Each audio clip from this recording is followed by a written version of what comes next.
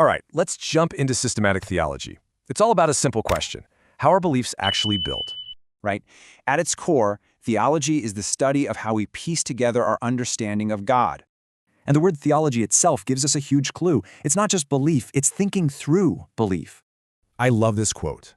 Anselm called it faith-seeking understanding. So it's a journey, not a destination.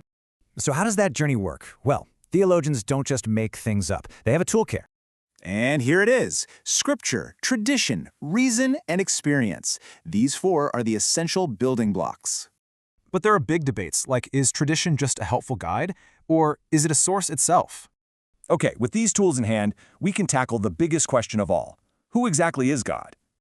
Is God a being you can know personally, or a distant cosmic force? It's a fundamental split.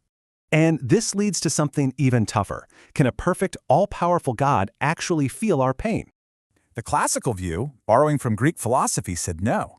But how can God love us and not suffer with us? And this is a beautiful example of how theology uses powerful images, like motherhood, to understand God. So next up, we have to talk about Jesus Christ. This whole field is called Christology. Some early groups simplified things by saying Jesus was just a human. No divinity, no problem. Others said Jesus was created by God, kind of like a super angel, but not God himself. But the church landed on this profound mystery. Jesus is somehow 100% God and 100% human. Now for the Holy Spirit. The original Hebrew word ruach means wind, breath, and spirit all at once.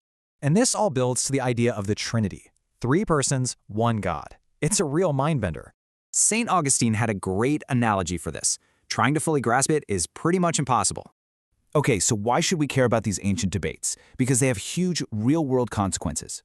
Seriously, these ideas shape everything from personal worldviews to how we think about justice and community.